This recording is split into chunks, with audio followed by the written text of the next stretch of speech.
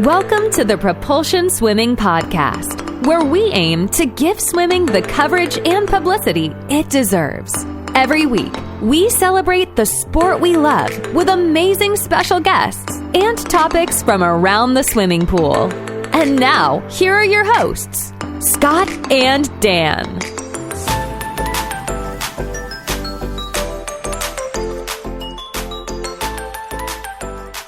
Hello everyone and welcome to this week's episode of the Propulsion Swimming Podcast. I'm your host Scott, and on this week's show we are talking nutrition. Now this is a topic that is talked about a lot in terms of swimming, that people should pay attention to, should focus on. It's going to make a big difference to their training. But a lot of club swimmers out there don't have access to a regular nutritionist. So what we thought we'd do for you guys at home is we are going to speak to a leading expert in nutrition from brand Youth Sport Nutrition and basically give you guys at home a good guide to your nutrition and swim training, because like I said, there isn't many resources out there for you unless you have a specialist on board at your club. So it gives me great pleasure to welcome Emmy Campbell from Youth Sport Nutrition. How are you doing, Emmy? Yeah, good. Thanks, Scott. Thanks for having me on. It's an absolute pleasure to talk to you tonight and hopefully help out all the swimmers out there with their nutrition. Great stuff. So let's start with Youth Sport Nutrition. Why don't you give us kind of a rundown of your role at the company, what you do, and what the company does for swimmers out there? Absolutely, yeah. So I'm the lead nutritionist at Youth Sport Nutrition. So I head up the whole education side of things, kind of covering everything from sort of nutrition articles, blogs, to working with clubs on a team basis to help with their nutrition strategy, and then working with individual athletes on a one-to-one basis as well. That's the education side of Youth Sport Nutrition. And what we've also got is we've developed the first global recovery supplement designed specifically for youth athletes. So in an ideal world, I come into the clubs and I work with the athletes and I nail their nutrition 100%. But, you know, we know in real life that's not always the case. So what we've come up with is a safe and suitable product for athletes to have if they don't have access to that sort of ideal nutritious meal after their training session, you know, whether that's because of a lack of time, whether it's picky eating habits, you know, whatever it might be. We want to make sure there's something in place there as an alternative if needs be. Definitely. So what we're going to do in this episode is we'll run down with you kind of the day-to-day training nutrition that people need to target, a race day kind of schedule, what nutrition you need to look at for when you're racing, and then we'll go back on to supplements and how that can enhance people's training. Absolutely. So let's start with the basics, the general nutrition rules that everyone should be following. Everyone knows about the 5 fruit or veg and 8 glasses of water, but are there any other aspects that people need to be targeting? Yeah, I think in general, you know, everyone should just be aiming for a sort of, you know, we say like a healthy, balanced diet. So, you know, incorporating all of the main food groups into each of your meals, getting plenty of fruit and veg in there for the nutrients as well. And what I would say is not eliminating anything from your diet that you don't need to. Obviously, if you've got sort of allergies and tolerances, you have to. But if you're just a healthy person, then, you know, there's no need to be eliminating any of the food groups from your diet. Make sure you're getting a good balance of everything so that you know you're fueling your body with what it needs. And that's especially important when you look at swimmers and the amount of hours that they are training in a week. Absolutely, yeah. So their energy demands are going to be absolutely sky high. So to match that, they're going to be needing to eat a lot of food. And just coming back to that idea of, you know, ticking all of the nutrients, so getting each of the macronutrients in their meals, getting the fruit and veg in there as well. And, you know, for the youth athletes and particularly for the swimmers, I think first and foremost what they need to do is just make sure they're eating enough. You know, the sort of the amount of energy that their body is going to be burning each day is really high. So it is going to take a lot of food to match that. So as a bit of a rule, I'd say minimum of 3 meals and 2 or 3 snacks every single day, and just make sure that you're not skipping meals at all. So with that as well, just coming back to the idea of getting all of the macronutrients in, particularly focusing on lots of carbs in the diet. They're the fuel that your body's going to use for your swim training. And because you are training so much, carbohydrates are going to be absolutely king in terms of the diet. But at the same time, still incorporating plenty of protein in there. So getting a good source of protein in each of the 3 meals, plus 1 to 2 high protein snacks throughout the day is going to be key as well. And the other final one that I'd say is really important and massively overlooked by a lot of youth athletes is just hydration. Make sure you're drinking enough, hitting sort of, you said that the 8 glasses of water, but I think for the athletes, it's going to be even a little bit higher than that, aiming for kind of 2 to 3 litres each day, and drinking while you're at school, drinking while you're in training, drinking afterwards, just hydrate throughout the day as well. Just constantly have a bottle on you at all times. Yeah, that's the best trick. Just get yourself a reusable water bottle, fill it up and just carry it everywhere. Easiest way. Great stuff. So are we talking, because swimmers have such a high need for calories, are we talking they need to be writing down kind of food diaries? Not going into the specifics of each calorie of every meal, because I know with kind of young athletes that gets a bit dangerous in calorie counting, but just to make sure that there's nothing they're missing in their diet, would you recommend kind of like a food diary? It can be useful if you think there's something specifically, if you're worried something is missing, then a food diary could be helpful. But what I usually, just recommend for athletes is just sort of listening to your body a bit. If you're feeling really tired or lethargic, or if you're getting lots of illnesses or injuries, then they're the signs to look out for that you might be under fueling. And then as long as you're hitting sort of 3 meals and 2 snacks every day, and you're trying to get the good balance of fruit and veg and, hitting the macronutrients as well, then I don't think there's really too much of a need for kind of a food diary, unless you're looking out for something. You don't need to unless you're looking out for something. Yeah, unless you're looking out for something specifically, I don't think there's a need for a food diary. Don't need to kind of, I know it's kind of, you can get into like the mental welfare of it, and I know at times I've calorie counted and it's not actually been beneficial to me. You kind of focus on the food too much, if that makes sense. Exactly. I think, it can get a little bit obsessive almost, and you can get really hung up on the numbers and kind of, forget about the food itself. So I don't personally like to get, athletes to count their calories. And I think what's so hard with that as well is, each training session is going to be so different. So the amount of calories your body needs each day is going to be so different. So it's so hard to give an athlete a set number to aim for. Because if we're aiming for one number one day, that could be completely wrong for the next day. And it just gets really complicated. I mean, nutrition in general can be quite complicated. So let's not add to that unnecessarily. Exactly, especially if we're talking about kind of under 18s who may not entirely track every single moment of the day. They don't want to miss anything. So with the youth swimmers as well, if they're spending sort of 3-4 hours a day at the pool, and then they're spending sort of 8 hours a day in the classroom, I think they've got enough on their plates really without trying to track every single thing that they eat. So I think for me is just sort of nailing the basics, getting all the fundamentals in place, and once you've got those fundamentals in place, you should be ticking all of the right boxes nutritionally anyways with just that. Great. So if we look at a day-to-day kind of training routine for a swimmer, the obvious first thing that stands out is early morning swimming. That's kind of a tick box of any youth who is racing or in competitive swimming training. And something I always struggled with was eating before that training session, because usually you're in the pool at 5:30, 6 o'clock. It can be really hard to get something into your body. But if swimmers are looking to have a breakfast meal, say half an hour before training, is that possible? And is there something they should be looking at having before they swim? Yeah, absolutely. I mean, it is really hard just because you're up so early. You might not be able to face food that early in the morning, or you might not, you don't have quite enough time to sit down to a full meal, as you said. But just coming back to what I said about how much energy swimmers do use each day, it is important that we do try and get some energy into the body before that first session. Okay. So what you can do is just have sort of really light options. So something that isn't heavy on the stomach. It's not just going to kind of sit there and make you feel sick or give you stomach pain. So light options, things like bananas, dried fruits, a cereal bar, something like that's going to be brilliant.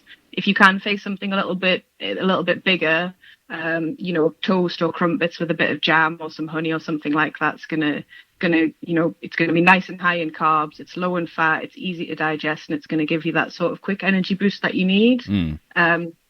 What I tend to find though is kind of athletes can either eat or they can't, and obviously the ones who can't are the ones who just struggle the most. So what I suggest for those guys is use liquid energy. There's absolutely nothing wrong with drinking your energy for the day. So things like fruit juices, fruit squashes, sports drinks, smoothies, stuff like that, where you can pack a lot of carbs, a lot of energy into a liquid form. It's going to be, it's much easier to kind of sip on a bottle of juice than it is to try and force a slice of toast down your, definitely. in your 4 a.m. sort of thing.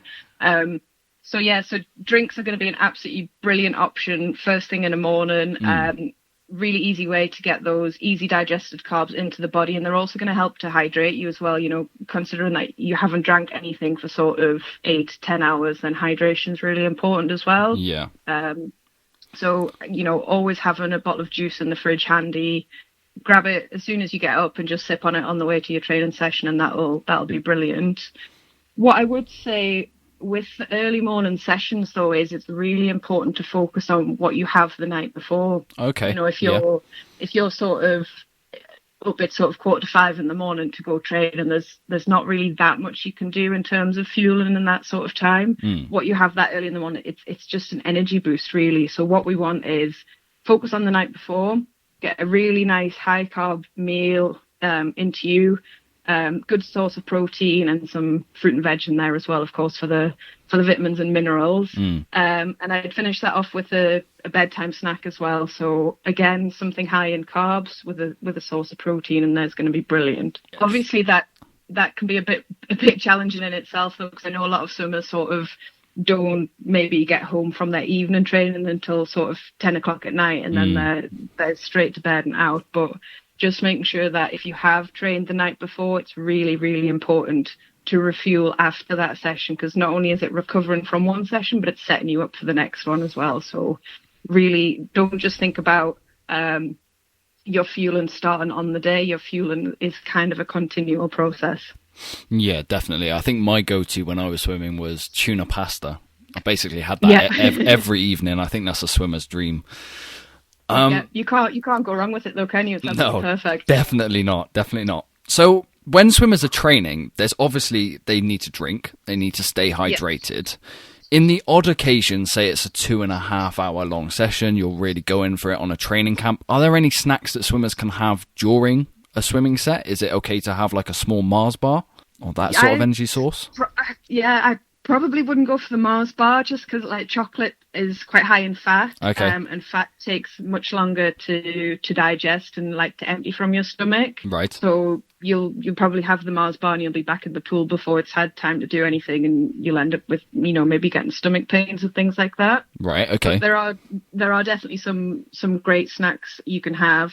Again, everyone's going to have their own sort of tolerance for what you can have during a training session, and the more you practice eating during training, the better you'll get at it, if that makes sense. Yeah, I think it's a bit rare that you can eat during a training session. From my experience, it is only when you're on like a really intense training camp or stuff like that, when you've struggled to get the fuel in on a morning session and suddenly it hits you and you need to get something in you fast. Yeah, definitely. I think it's always a good idea to have something in the kit bag just in case that happens.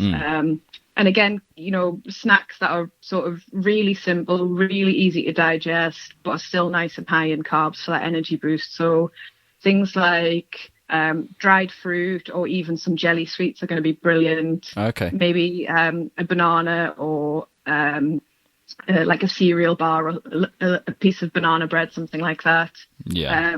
Another great one is just having 2 or 3 Jaffa cakes, Okay, yeah. Again, everyone or nearly everyone I spoke to likes Jaffa cakes, and just having 2 or 3 of them, but they're going to give you that energy boost that you need.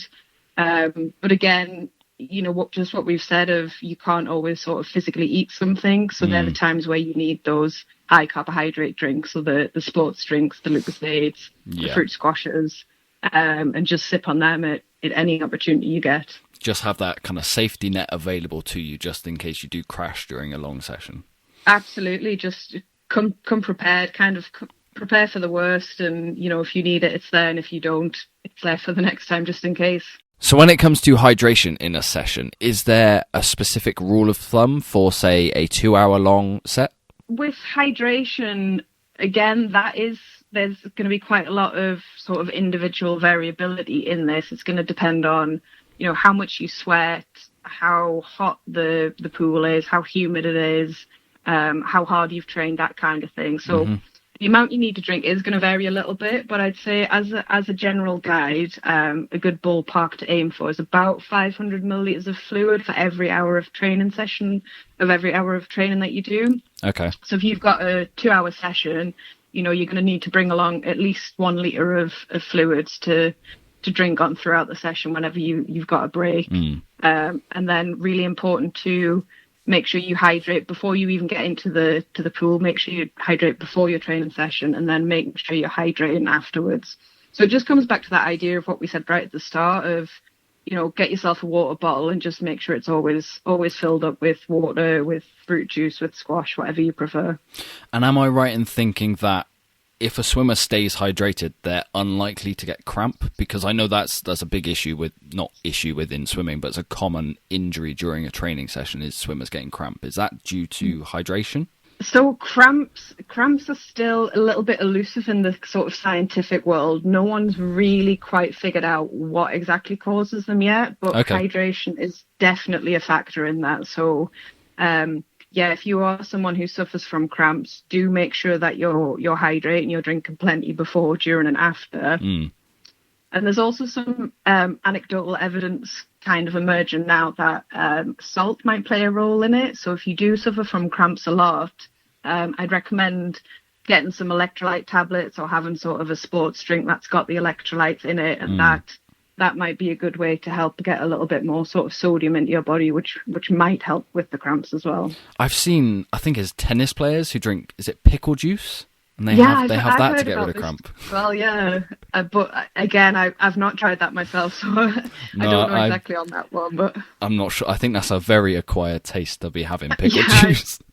I think, yes, swimming on a stomach full of pickle juice, could be an interesting one. So maybe don't. Not sure on that one. So after training, you covered it briefly when you said about the night before. What sort of food should be consumed after training, and how quickly does it need to get into the swimmer's body?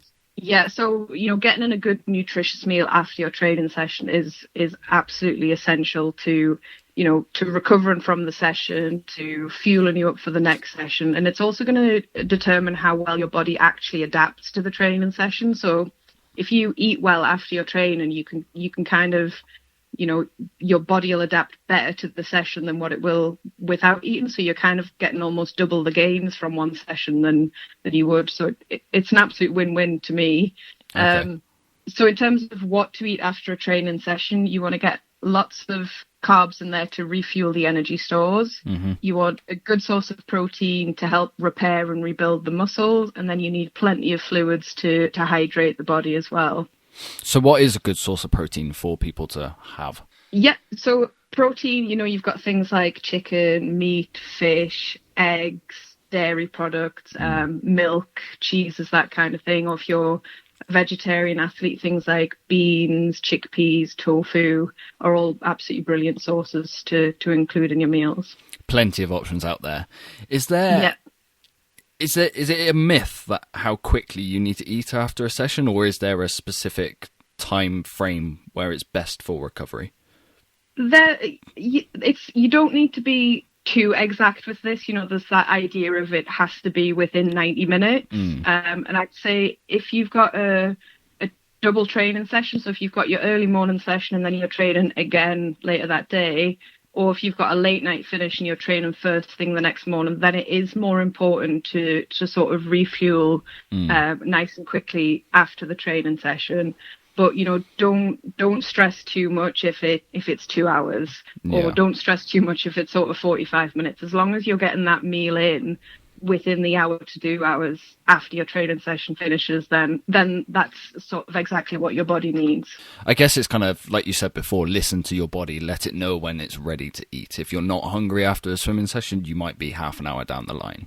Yeah, absolutely. You see a lot of people kind of panicking that they've got to eat as soon as they finish their training session, and they're kind of trying to shovel bananas and milkshakes into their mouth as they come out of the out of the changing rooms. But it's not like that at all. It's not that kind of. It doesn't have to be that exact. As long as you get it in when you're ready, and as long as you do get it in, that's the main thing. Okay, so that is training broadly covered. That is the hard work done in the day-to-day training. It's now time for race day. Now, race day, the diet for race day doesn't start on the day of the race, does it? It starts the day before with fueling yourself, like a morning training session. Yeah, when it comes to race day, your fueling has to start at least the day before, perhaps even 2 to 3 days before, depending on how big of a competition it is, how important it is, what kind of race it is, that kind of thing. So, again, coming back to that idea of high carbohydrate meals to make sure you've got fuel in the body, make sure your tank's filled up nice and early, so that what you do on race days, again, is just going to be about topping it up rather than trying to actually fuel there and then. Okay, so if you are, say, racing for 3 days over a weekend, you've got 5 races, 6 races, events, you are looking at kind of your high-carb meals, 2 days before, your pastas, everything like that needs to be in your body well in advance. Yeah, I'd say, there's absolutely no harm at all in starting 2 days before your event. Definitely the day before, making sure that you're getting the carbs in, you've got a good source of protein in each meal as well, and coming back to that idea of hydrating as well, really important that you go into those races nice and hydrated, otherwise it's going to be an uphill battle when you start. And what's best to have while racing's going on? Because I think my favourite go-to was the jelly sweets that you said earlier, packet of Haribo to keep you going through the competition. Is there any, is it kind of small snacks that you want to have throughout the day? It's going to depend a lot on how long you've got between races. So if you've only got sort of maybe 30 to 60 minutes between a race, then that's not really enough time for your body to kind of digest whatever you feed it. And you're probably not going to be hungry straight after you get out of the pool. So really you're not going to quite have time to get sort of a full meal in there. So again, I'd go for those really light, high carb, easy to digest snacks. So like what you said, the jelly sweets are absolutely brilliant. Dried fruit, bananas, Jaffa cakes, rice crackers, that kind of thing are all going to be excellent. Or again, brilliant for race days are the sort of the sugary drinks, so your sports drinks, your fruit squash, your fruit juice, that kind of thing. And it's all within reasonable proportion, isn't it? You don't want to half hour before a race stuff your face full of sweets. It's kind of just the odd one or two. Yeah, just kind of sort of grazing between the races. Again, it's going to come down to what I would say for competition is, practicing your training sessions, practice the kind of foods that you're going to have on competition day. Have a handful of jelly sweets, have a handful of raisins, whatever you're choosing to have.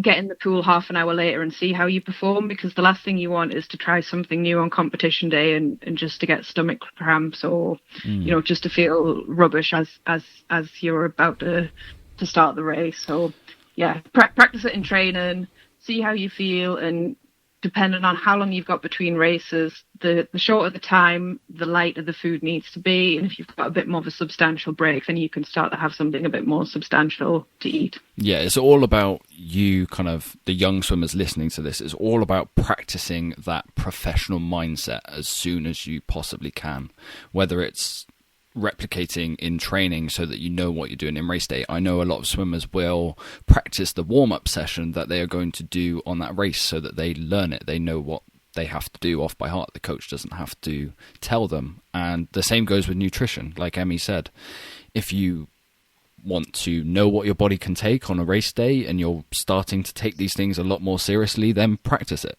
Yeah, absolutely. I couldn't agree with you more for that. Training's not just about sort of training your swim technique. It's about training for absolutely every aspect of the competition, and nutrition's definitely got to be included in that as well.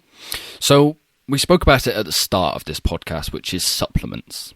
And youth sport nutrition specialise in supplements for young adults. Now, what age is it recommended that people start adding these products into their diet? So with the supplements, it's not sort of you get to an age and then you need them. Supplements aren't an essential part of the diet in an ideal world. And what we always like to promote is food first. So focusing on everything we've kind of chatted through already tonight, of just making sure that you're nailing the basics with your nutrition, and you're always sort of looking to healthy, nutritious meals. And then if there are cases where, you maybe don't have access to a meal straight after a training session, or, if you're maybe a picky eater, or you're worried that you might have certain deficiencies, then supplements can be a good addition to the diet. But they are an addition to the diet. They're not there to kind of replace anything. They're there to enhance what you already have. So what we tend to find is that the younger athletes, or those who sort of don't train as intensely, should be able to meet all of their nutritional needs nice and easily through a good sort of balanced diet. Yeah. As you start getting into the sort of really long, heavy training sessions, then a supplement might be beneficial to make sure that you're getting enough energy, you're getting enough sort of carbs and protein, and you're getting all of the vitamins and minerals that you need as well.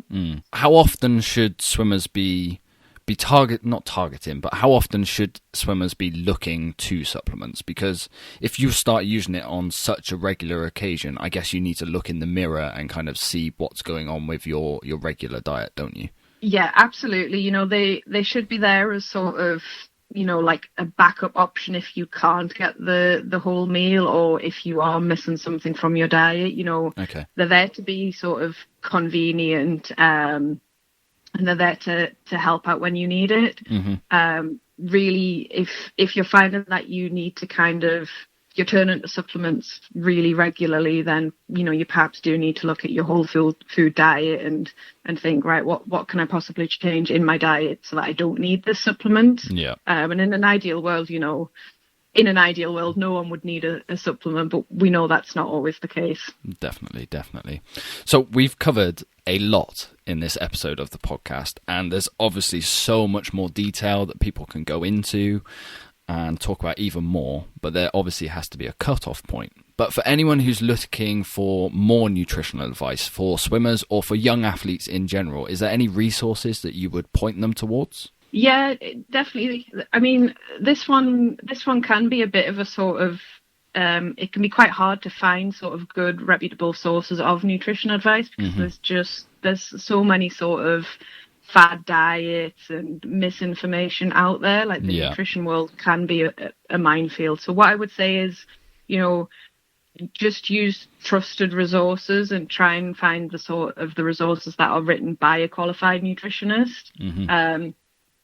For youth athletes, I'd recommend at Youth Sport Nutrition, we actually have a forum on the website where we regularly update blogs and articles covering sort of all different aspects of nutrition. So there's some that are swim specific, some are sort of just general nutrition articles. We cover sort of absolutely everything from training days to recovery to general health and well-being. So the YSN forum is an absolutely brilliant place to start. Another one that I particularly like is the Sports Dietitians of Australia website. They've got another sort of a brilliant collection of similar sort of articles on there, and again, they were all written by qualified sort of nutrition experts, so they're a good one to trust as well. Am I right in thinking that you guys at Youth Sport Nutrition also run kind of workshops and can give kind of evening talks to any swimming clubs that are interested? Yeah, absolutely. I mean, we work with a whole host of different swimming clubs, coming in. What we do is we work with the coaches to see what they think the swimmers need, and then we'll deliver a workshop covering all the basics of performance nutrition. And then we also, with that, we host a question and answer session as well. So if any athletes have got anything specific they want to ask, it's an absolute brilliant opportunity to kind of speak to a nutritionist on the night and to ask their questions as well. Great stuff. So if any coaches are listening to this podcast and want to get in touch with Youth Sport Nutrition, I will link their website in the description of this podcast, and I'm sure they will be happy to put on a workshop for you guys. So, Emmy, I think that just about rounds up this week's episode of the Propulsion Swimming Podcast. Thank you so much for coming on and explaining all about nutrition. I hope people have found it valuable. No problem at all. Thank you very much for having us. And what I'll add as well is if any swimmers have kind of still got any questions they want to ask about their nutrition, then please just get in touch with us. You'll find us across the social media channels, and we'll be more than happy to answer any questions that you might have about this podcast or anything that we've covered tonight as well. Brilliant. Well, thank you, Emmy, for giving up your evening, and we will speak again soon. Definitely. Thank you very much for having me. Thank you. So that rounds up this week's episode of the Propulsion Swimming Podcast. If you haven't subscribed already, please do so on YouTube, Apple Podcasts, Spotify, Google Play, and all of the above podcast providing platforms. I've been Scott, and I will be back next week to chat more topics from around the swimming pool. You've been listening to the Propulsion Swimming Podcast with Scott and Dan. We want to thank you for joining us and invite you to subscribe to the show, as well as checking out the Propulsion Swimming YouTube channel for weekly tutorials and videos to get your swimming fix. We will be back next week. Until then, we'll catch you on the next one.